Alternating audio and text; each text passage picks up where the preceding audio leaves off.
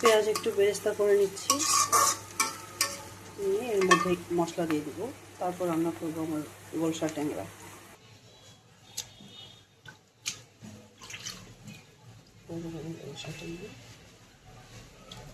শিমগুলো কেটে নিচ্ছি ঠিক মতো।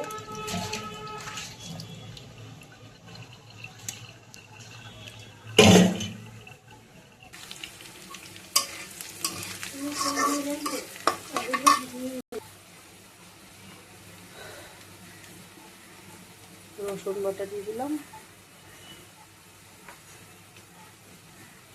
সামান্য আদা বাটা। আমি মাছে আদা দেই না, খুবই কম, না দিলেই না, দেই না বলতে গেলে। জিরা বাটা একটু বেশি করে দিব, দেখি মাছের একটা গন্ধ থাকে।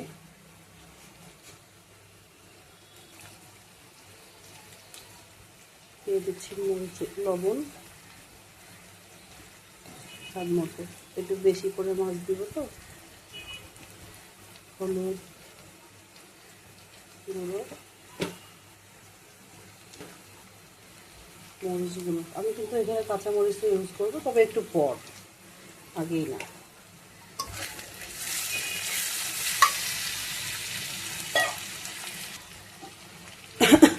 এখন অ্যাড করে দেবো একটু পানি। এটা একদম ভালো করে কষিয়ে নিয়ে যখনই কষা হয়ে যাবে, তখন আমি এখানে অ্যাড করবো হচ্ছে মাছগুলো। সুন্দর করে ভুনায় একদম কষে টষে একদম এই পেঁয়াজটা রান্না যখন হয়ে যাবে কমপ্লিট, একদম তেল উপরে ছাড়বে, তখন আমি আরেকটু পানি দিয়ে দিই। একবারে ভালোভাবে রান্নাটা হয়ে যায়, মশলাটা কোনো মশলার গন্ধ লাগবে না।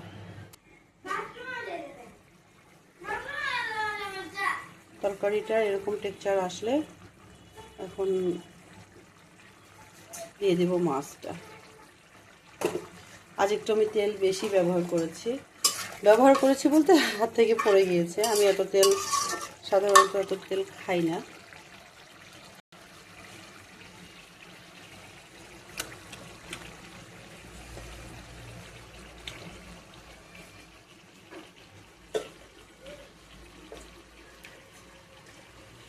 বড় বড় গোলসা ট্যাংরা বলে ডিম আলা।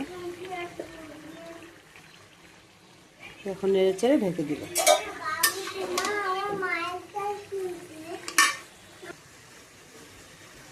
মাছের টেক্সচারটা যখন এরকম হয়ে আসবে, কিছুক্ষণ একটু ভুনিয়ে তখন আমি মরিচগুলো ছেড়ে দিলাম।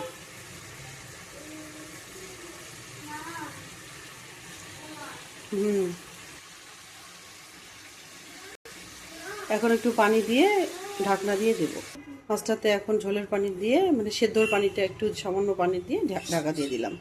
শেষ হয়ে গেলে লাস্টেরটা ডেকোরেশনটা পরে দেখাবো। আল্লাহ হাফেজ।